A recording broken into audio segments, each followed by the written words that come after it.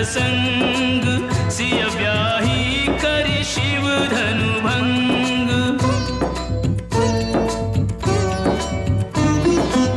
राम लखन सिय का वनवास बखाना, सीता हरण लंक को कपि का जाना।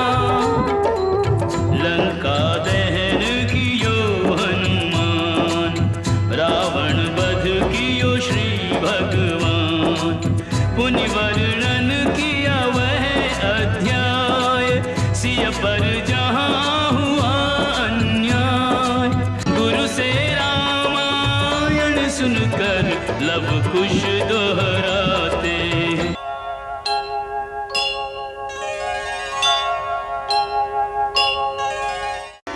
श्रुतिधर गुणधर ज्ञानधर, विद्याधर दो भ्रात। आत्मसाध करते चले गुरुवर की हर बात। ललित कला और वेद शास्त्र का पाठ पढ़ाते हैं। लव कुश के घट ज्ञानामृत से भरते जाते हैं। अस्त्र शस्त्र में गुरु दोनों को निपुण बनाते हैं। लव कुश के घट ज्ञानामृत से भरते जाते हैं।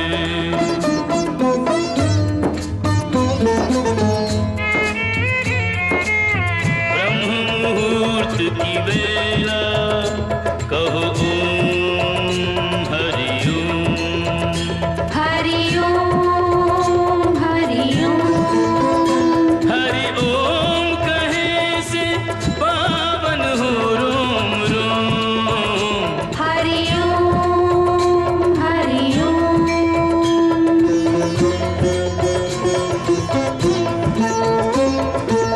रामायण का पारायण लव कुश को सुगुरु कराते। पुरुषोत्तम श्री रामचरित का हर अध्याय पढ़ाते। वर्णन किया राम अवतार, नृप दशरथ घर चार कुमार। फिर विवाह का सुखद प्रसंग, सिय ब्याही करि शिव धनु भंग।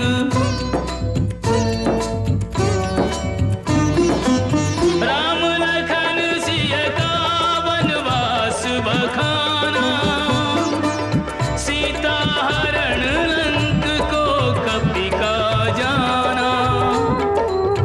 लंका दहन कियो हनुमान, रावण वध कियो श्री भगवान। पुनि वर्णन किया वह अध्याय, सिय पर जहाँ हुआ अन्याय। गुरु से रामायण सुनकर लव कुश दोहराते।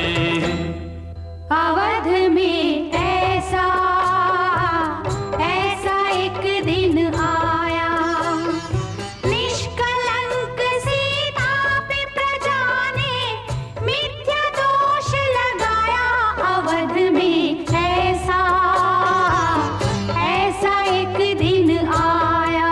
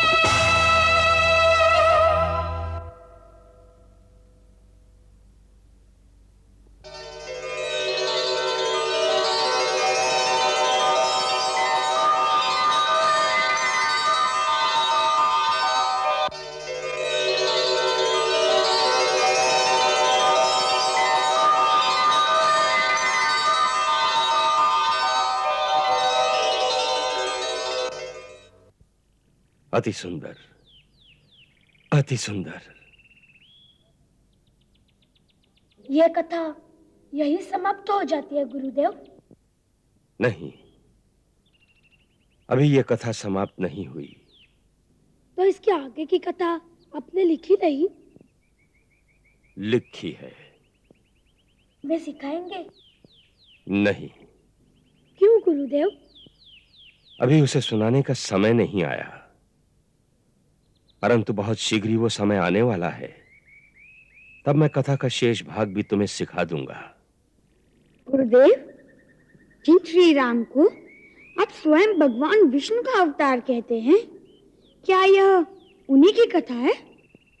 हाँ वत्स, ये उन्हीं की नरलीला की कथा है। जब उन्हें सीता माता की पवित्रता पर स्वयं विश्वास था, तो फिर उन्होंने लोगों के कहने से सीता का त्याग स्वीकार क्यों कर लिया? उस समय तो अपनी पत्नी का साथ देना उनका धर्म था। परंतु देवी सीता का भी ऐसा ही मत था। तो क्या हुआ? पत्नी यदि कोई अनुचित बात करने को कहे, तो क्या पति को उसे मान लेना चाहिए? मेरे मत में तो सीता माता का त्याग सर्वथा अनुचित था। उचित और अनुचित का निर्णय तो इतिहास करेगा, परंतु महाराज राम ने जो किया वो राजधर्म के अनुसार ही किया।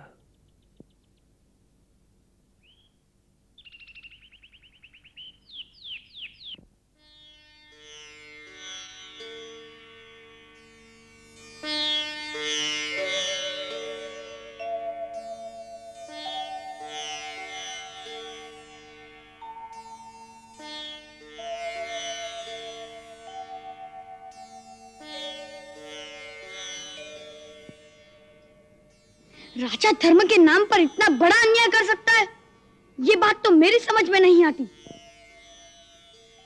अरे, किस पर इतना बिगड़ रहे हो? कौन से राजा ने इतना बड़ा अन्याय किया है? राजा राम ने। तुम लोग महाराज श्री राम की बात कर रहे हो? हाँ माताजी, आज गुरुदेव ने श्री राम के द्वारा हमें सीता माता के त्याग की कथा सुनाई। तब से भैया का क्रोध शांति नहीं हो रहा।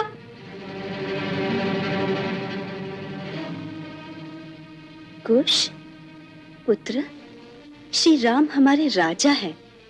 उन पर क्रोध करना कदापि उचित नहीं। परंतु राजा इतना बड़ा अन्याय करे, इसे सहना भी उचित नहीं। उन्होंने कोई अन्याय नहीं किया। एक निर्दोष पत्नी को, जिसे वे स्वयं भी पवित्र मानते थे, केवल कुछ लोगों के कहने से घर से निकाल देना, यह सर्वथा अनुचित और अन्यायपूर्ण कार्य था। साधारण मानव भी यही कहेगा।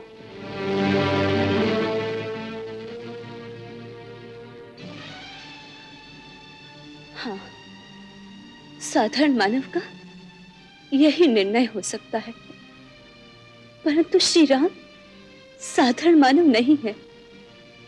उन्होंने इस अवतार में मर्यादा पुरुषोत्तम की अति कठिन भूमिका निभानी है। उनके लिए एक आदर्श राजा का धर्म एक पति के धर्म से अधिक महत्वपूर्ण था, क्योंकि राजा का प्रत्येक कर्म सारी प्रजा के जीवन पर गहरा प्रभाव डालता है। इसलिए उन्होंने वही किया जो एक आदर्श राजा को करना चाहिए। परंतु राजा का निजी धर्म क्या कुछ भी नहीं होता? बेचारी पत्नी को वन के कांटों में भेजकर स्वयं राजमहलों का ऐश्वर्य भोगना, ये कहाँ का न्याय है? ये तुमसे किसने कह दिया कि वो स्वयं राजमहलों के ऐश्वर्य में खोए हुए थे? उन्होंने तो अपने जीवन के समस्त सुखों को भी सीता के साथ ही वनवास दे दिया। क्या गुरुदेव ने ये नहीं बताया कि वो राजमहल में भी एक सन्यासी की भांति रहते हैं? नहीं, गुरुदेव ने तो सीता माता के त्याग के पश्चात कथा सुना ही नहीं।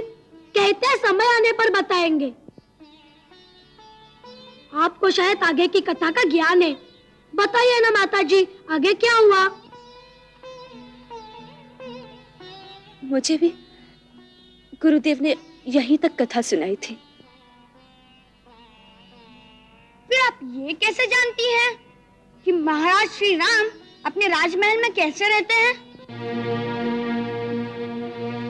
वो राजा है। आदर्श राजा का जीवन तो प्रजा के सामने खुली पुस्तक की भांति रहता है, इसलिए ये बातें सारी प्रजा जानती है।